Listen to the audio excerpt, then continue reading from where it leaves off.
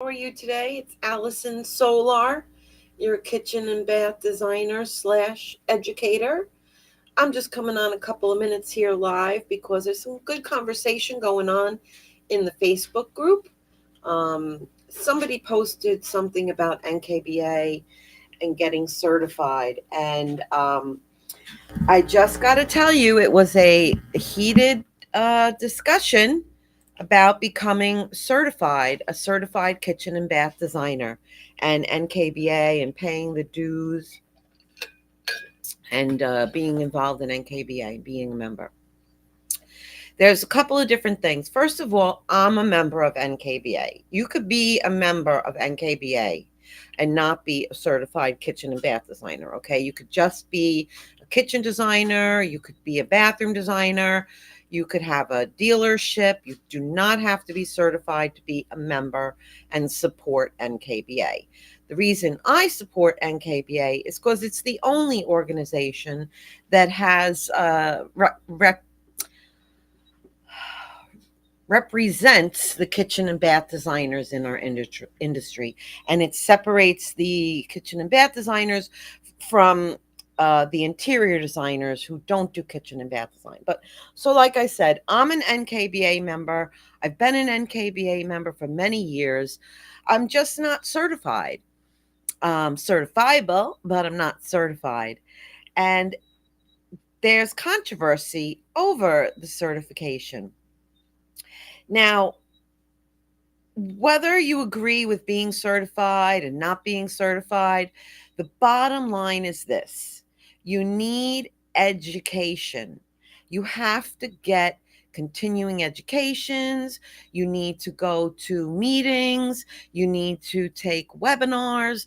You need to learn how to do kitchen and bath design properly, systematically, with few errors, and learn the kitchen and bath design business the same way that there's interior design business, because that's handled differently, because we're dealing with soft goods and time and shopping. I mean, we also deal with similar things in kitchen and bath design, but they're different. They're different. We're dealing with hard goods, we're dealing with built-ins, we're dealing with contractors, plumbers, electricians, more so than you would in any of the other rooms. So you need education. So the bottom of the line, to me, in my opinion, isn't whether you need to be certified or not. Do you need to be a certified kitchen designer? Do you need to be a certified bathroom designer?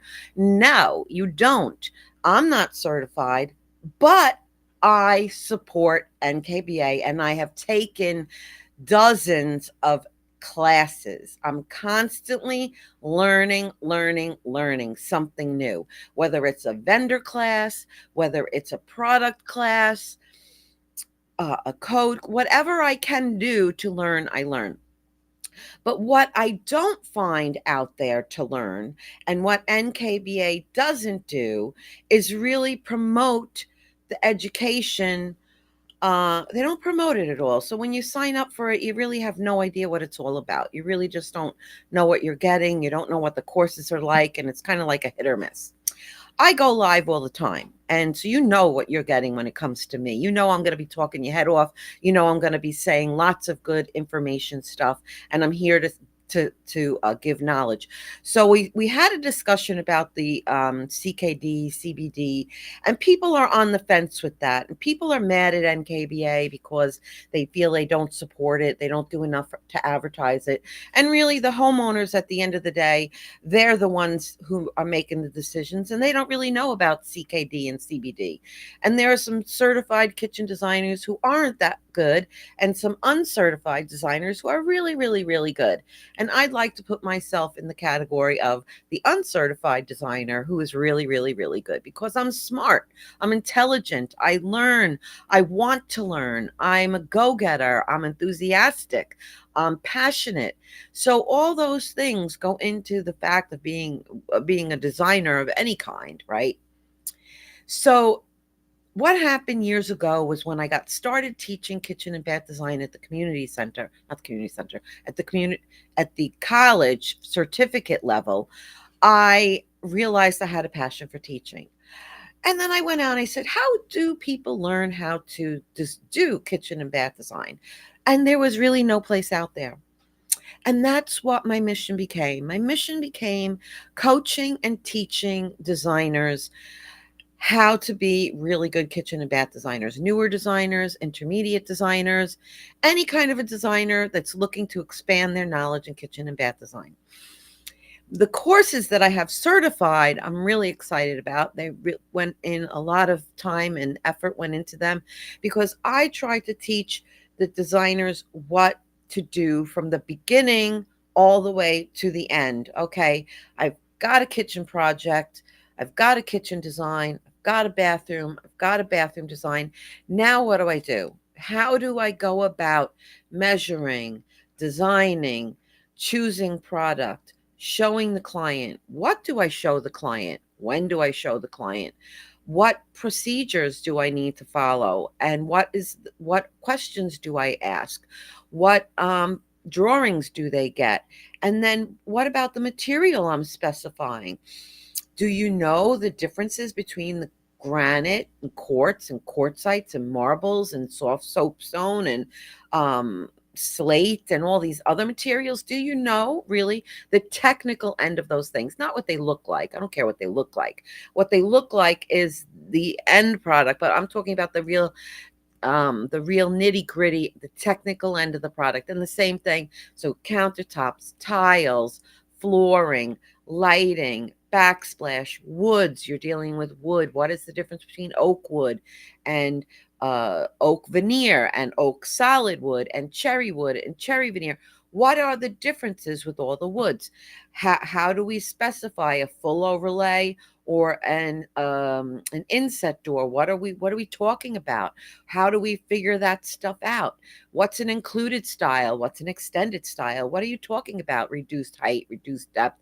What is a nomenclature? What's a W1248? What R? What is that? So those are the things that my concept going from that kind of stuff and choosing appliances.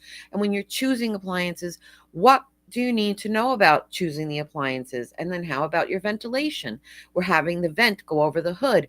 Well, it has to get vented out. And when you're designing a kitchen, you need to plan your ventilation. You're not going to put the stove and the cooktop somewhere that can't be vented properly. Well, what is proper ventilation? And then I talk about the lighting. Well, what is the proper lighting design?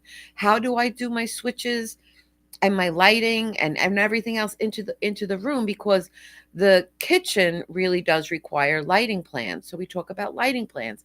And then your final packet. What do I do? What do I hand to the customer? What do I sign? What do they need to sign?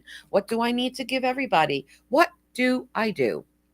That's what I teach you from beginning to working on your layout, choosing the cabinetry, helping decide on what to do. I've had clients, designers say to me, well, I've got a wall. How do I know how many cabinets go on that wall? But it's so much more than how do I know how many cabinets go on that wall. We're stepping back, we're taking a look at, and we're designing a space. We're not throwing boxes against a wall. We're designing a space, and it takes mathematical calculation. It takes a large bucket of information that we're putting together in a soup to make the end recipe. So there's lots of information, and those are what I teach. And I coach um designers who aren't certified or anything like that, and I coach them and while they're going through a project. So let's say they're going through a project and they're getting two or three kitchens and they're really the beginning, they've never really done it, or it's a project they're nervous about, or it's a bigger job you've ever had, or your very first project and you don't know where to start. I teach people like that, designers like that, will work on projects one on one so that I'm helping you design and learn as you go. Again, with this certification, you don't need to be certified. You can support NKBA without having to be certified. They also run the Kitchen and Bath Industry Show. So they hold, they are in charge of the kitchen and bath business I think they are in charge of that magazine. I'm not too sure. But there's so much that the NKBA does that's good, but I don't agree with the certification. You know what I would do if I had the time, and I never had the opportunity to do it. All I need is the education. All I need is to read the books, know that I can do the work, and I don't have to keep paying every year. You know, you got a lot of designers who have to pay extra every year to be certified. They pay a lot of money to maintain that certification title. But what are they really getting for that? What are you getting for that title besides your own, at some point, peer recognition and your own ego that you know that you did the work and you know that you became certified?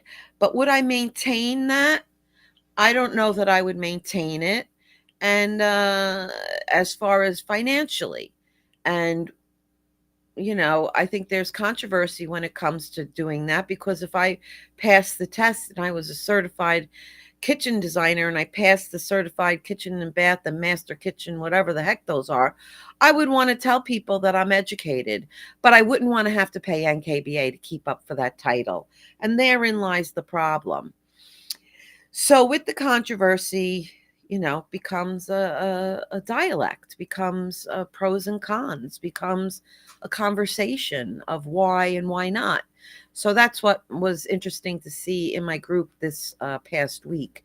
And also somebody else was like, well, why don't they know that you're an educator, Allison? And I said, I guess they don't know because I never come on and I don't say it. I don't talk about it a lot. Yes, I am an educator. I teach now. I design for 30 years, and now I take my 30 years of knowledge all up in here and I bring it to you over there, and really helping interior designers and newer kitchen and bath designers become better at what they do and really understand and learn what they do.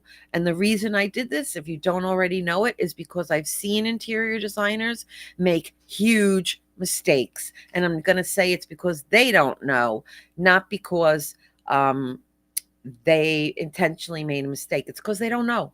They don't know any better. They don't know the right answer. And I want to share my knowledge and give my information and help other people. And that's my mission. And that's why I've certified my courses. And I am working on the Kitchen and Bath Design Academy to be the most that it can be. So that's just a little ditty about what I do, who I am.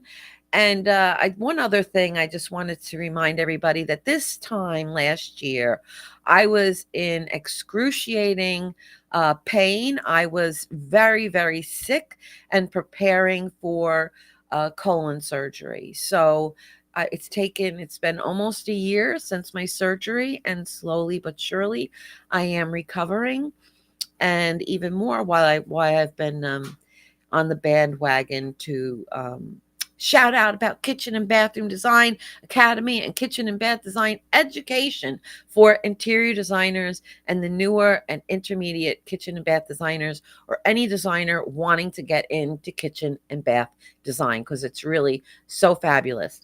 And all you really need is a calculator and some drafting tools. Okay, people. Oh, and of course, some creativity, some design flares, some taste, some all other kind of things. But for the most part, if you could do math, like I said, it's not rocket science. If you want to know it, you can learn it. And if you want to learn it, I'm here for you. That's what I do. I teach. You want to know? I'm going to teach you. I teach you. Okay, great. Listen, guys, have a great day. I'll talk to you. Gobble, gobble, turkey week. Take care.